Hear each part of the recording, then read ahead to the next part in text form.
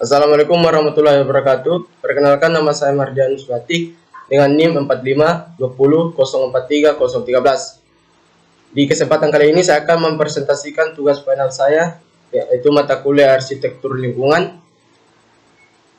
dengan topik yaitu ide desain bangunan pasca bencana banjir. Kita ketahui bahwa di Indonesia itu merupakan daerah tropis dan terdapat dua musim, yaitu musim panas dan musim hujan. Nah, ketika musim hujan, disitulah biasa terjadi banjir. Nah, salah satu objek yang paling rentan terkena banjir yaitu rumah tinggal. Meskipun pembangunan di Indonesia telah dirancang dan didesain sedemikian rupa dengan dampak lingkungan yang minimal, proses pembangunan tetap menimbulkan dampak kerusakan lingkungan dan ekosistem. Nah, sebelum kita lanjut ke pembahasan intinya, kita harus mengetahui dulu apa itu konsep dan desain. Konsep itu merupakan gagasan yang memadukan berbagai unsur ke dalam suatu kesatuan. Sedangkan desain itu merupakan proses untuk menciptakan suatu objek yang baru. Jika kita gabungkan, yaitu konsep desain itu merupakan sebuah solusi untuk menjawab permasalahan desain. Nah, seperti di pembahasan kali ini, yaitu bagaimana kita menyelesaikan suatu permasalahan desain terhadap bangunan yang rentan terkena banjir. Nah, tinggal di daerah rawan banjir haruslah selalu waspada ketika musim hujan tiba, atau yang ingin mendirikan bangunan di daerah rawan banjir, kita harus mempertimbangkan desain bangunannya itu bagaimana.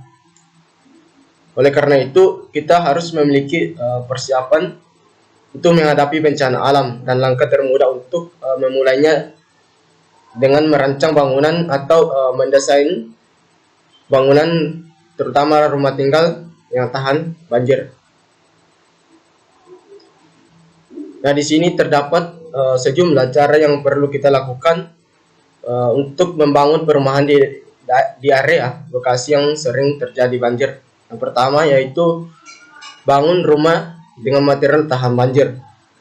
Nah, material tahan banjir biasanya dapat bertahan hingga 72 jam tanpa kerusakan.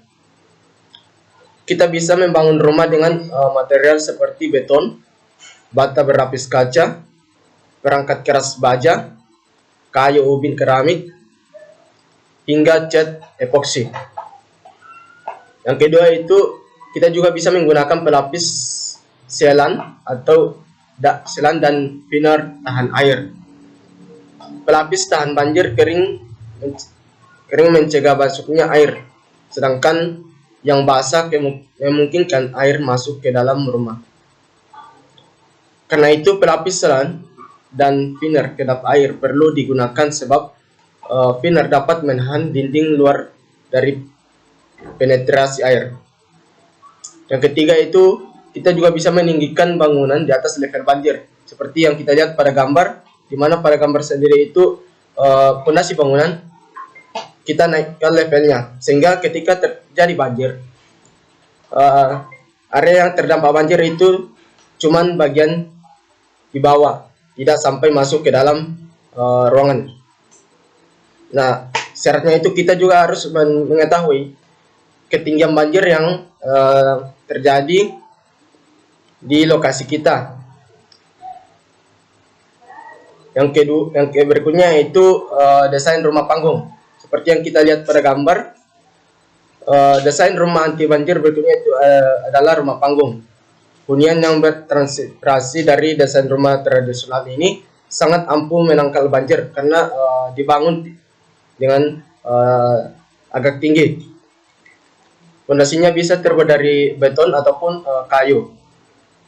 Desain rumah panggung namun dimodifikasi sehingga terlihat lebih modern dan kekinian, dengan menggunakan tiang beton sebagai tonggak sehingga lebih kokoh dan tahan lama. Dengan adanya beberapa tonggak beton yang berfungsi sebagai kolom-kolom penguat, maka air ketika banjir itu dapat melewati bagian bawahnya dengan mudah tanpa adanya penghalang seperti dinding, furnitur, dan lain sebagainya. Yang berikutnya itu kita juga bisa mendesain rumah seperti rumah-rumah Eropa. Alasan utama desain rumah Eropa tersebut sebagai rumah anti banjir adalah karena materialnya yang rata-rata terbuat dari bahan keras.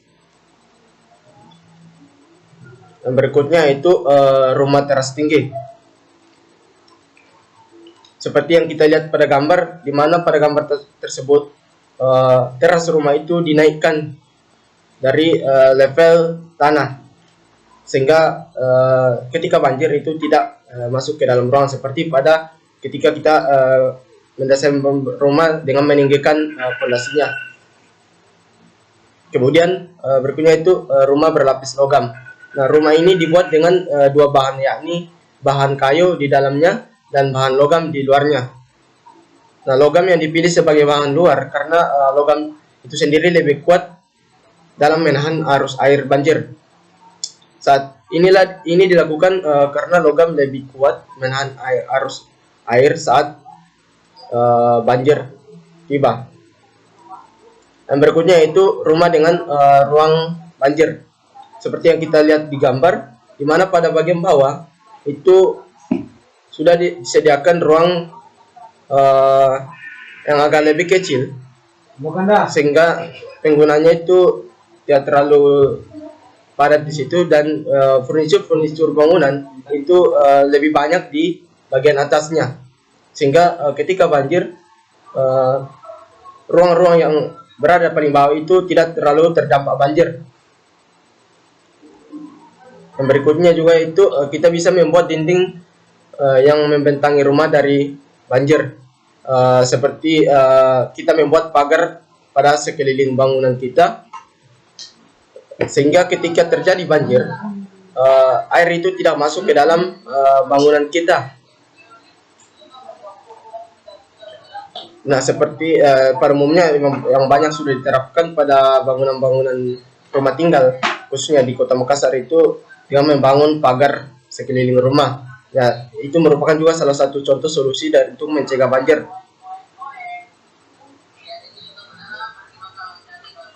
Berikutnya itu desain rumah futuristik siap banjir. Untuk mengakali problema satu ini, beberapa arsitek andal beralih ke desain rumah siap banjir sebagai solusi utama. Rumahnya dibangun 2 lantai, dengan lantai pertama yang dikorbankan untuk banjir.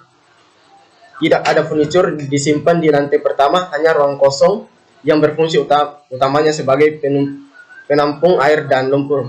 Seperti kita lihat pada gambar samping, ini lebih hampir sama dengan rumah panggung, yang dimana di bawahnya itu memang sudah dipersiapkan, sudah dikosongkan, dan ketika terjadi banjir maka tidak ada yang terdampak. Berikutnya itu membuat desain rumah yang dapat mengembang seiring level kenaikan air saat banjir.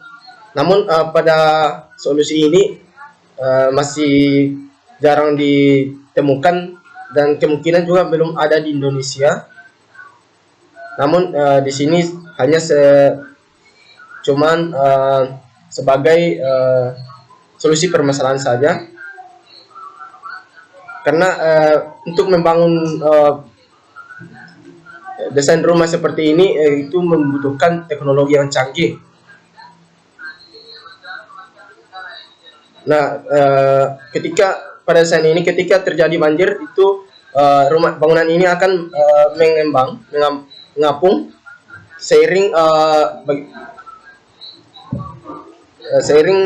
tingginya air. Ya, ini merupakan rangkuman dari konsep ide desain yang telah saya paparkan tadi. Yang pertama itu desain rumah siap banjir, kemudian berikutnya itu desain dengan teras yang tinggi, kemudian desain rumah dengan pilar beton, kemudian desain rumah yang terapung, kemudian desain rumah yang menyerupai gaya rumah Eropa, Kemudian yang berikutnya itu desain rumah logam, dan yang terakhir itu desain rumah panggung. Demikianlah presentasi saya yang telah saya paparkan mengenai ide konsep desain rumah yang tahan banjir. Assalamualaikum warahmatullahi wabarakatuh.